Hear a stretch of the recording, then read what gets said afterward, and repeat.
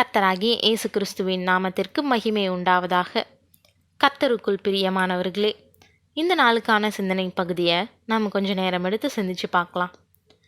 அநேகர் ஜெப நேரங்கள் தவிர்த்து மற்ற நேரங்கள் உலகத்துக்கு ஏற்றவங்களாகவே வாழ்கிறாங்க. அநேகர் ஜெபிக்கும்போது எலியாவை போல விடாப்பிடித்தனமாக ஜெபிப்பாங்க. ஆனால் ஜெப நேரம் முடிஞ்சதுக்கப்புறம் சாலமோனை போல உண்பதுலேயும் உடுப்பதுலேயும் உலகத்து சந்தோஷங்களை அனுபவிக்கிறதுலேயுமே குறியாக இருப்பாங்க. சிலருக்கு தாவீதை போல அதிகாலை ஜெபம் உண்டு. ஆனால் பகலெல்லாம் டிவிலையும் கூகுள்லையும் வாட்ஸ்அப்லையும் ஃபேஸ்புக்லேயும் தான் மனம் ஒன்றி இருக்கும். சிலர் ஜெபிக்க ஆரம்பித்தாவே இடமே அசையும்படி ஜெபிப்பாங்க. ஆனால் ஜெப நேரம் கடந்ததுக்கு அப்புறம் தவறான சுபாவங்களால் சூழ்நிலைகளை அலசடிப்படுத்துவாங்க. சிலர் குறிப்பிட்ட நேரங்களில் ஜெபிச்சு முடித்ததுக்கப்புறம் ஜெபிக்கின்ற கடமை முடிஞ்சிட்டு தான் நினைப்பாங்க. ஆனால் ஜெபிக்கின்ற செயல் குறிப்பிட்ட நேரத்தில் முடிஞ்சிடலாம். இருந்தாலும் அந்த ஜெபங்கள் தேவனால் ஏற்றுக்கொள்ளப்படவும் அங்கீகரிக்கப்படவும் வேணும்.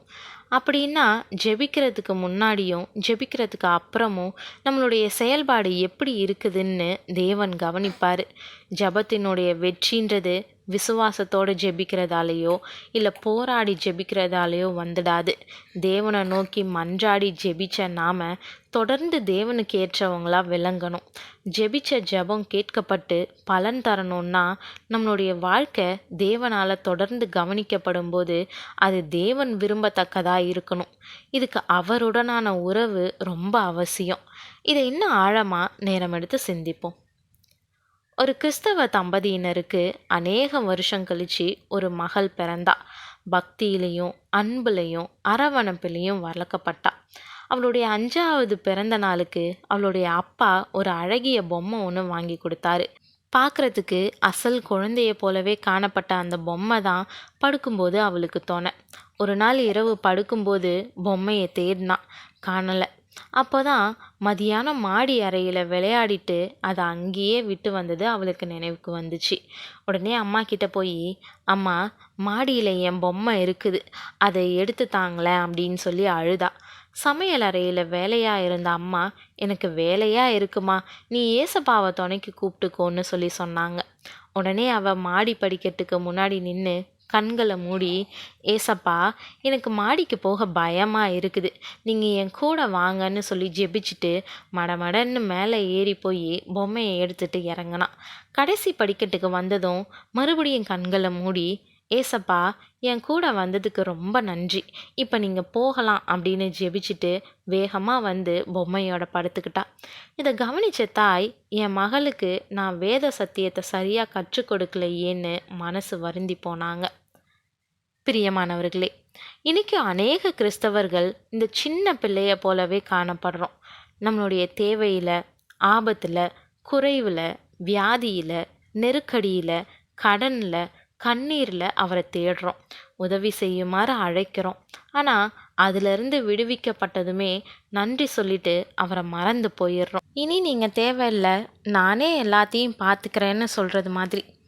ஆனால் ஒரு கிறிஸ்தவன் வேதத்தின் மூலயமா தேவனுடைய வாஞ்சையை அறிஞ்சு கொள்ள முடியுன்றதையும், ஒவ்வொரு நிமிஷமும் அவரோட உறவு கொள்ள முடியுன்றதையும், ஒவ்வொரு நிமிஷமும் அவரோட ஐக்கியப்பட முடியுன்றதையும் அறிஞ்சிருக்கணும். இம்மைக்காக மாத்திரம் நாம் கிறிஸ்துவின் மேல் நம்பிக்கையுள்ளவர்களாய் இருந்தால் எல்லா மனுஷரை பார்க்கிலும் பரிதபிக்கப்படத்தக்கவர்களாய் இருப்போம்னு 1 கொரிந்தியர் 15:19 நம்ம வாசிக்கிறோம். ஆமாங்க, கர்த்தரை நம்புறது இந்த உலக தேவைகளுக்காக மட்டும் இல்லை. கர்த்தரை நம்புறது இந்த உலக தேவைக்காக மட்டும் இல்லைன்றதில் நாம் தெளிவாக இருக்கணும். தேவைக்காக தேவனை தேடுறவங்க தேவை முடிஞ்சதுக்கப்புறம் தேவை இல்லைன்னு தேவனையே தூக்கி எறிஞ்சிட வாய்ப்பு இருக்குது. ஆனால் நம்மளுடைய தேவன் ஆதியில இருந்து நம்மளோட உறவாடி நம்மளோட வாசம் பண்ணவே விரும்புகிறாரு. நம்மளோட ஐக்கியம் வைக்கவே அவருக்கு பிரியமாக இருக்குது. தாவீதுன்ற தேவ மனுஷன் தேவனோட எப்பயுமே உறவாக இருக்க விரும்பியதை நாம் உதாரணமாக எடுத்துக்குவோம். ஆமாங்க, ஆகாமிய கூடாரத்தில் 1000 நாள் இருக்கிறத பார்க்கலும் கர்த்தரோட இருக்கிறதையே தெரிஞ்சுக்கிட்டான். அப்படியேப்பட்ட ஒருத்தனை தான் தேவன் தன்னுடைய இருதயத்துக்கு ஏற்ற மனுஷனை அடையாளம் காட்டினார். அதனால் நம்ம தேவனோட என்றைக்குமே உறவாக இருக்க கற்றுக்கொள்வோம். ஒவ்வொரு நாட்களிலும் பிரியாமல் கடைசி வர ஒவ்வொரு நிமிஷமும் தேவனோட இணைஞ்சிருப்போம். தேவன் தாமே கிருபையும் தயையும் செய்வாராக. ஆமீன்.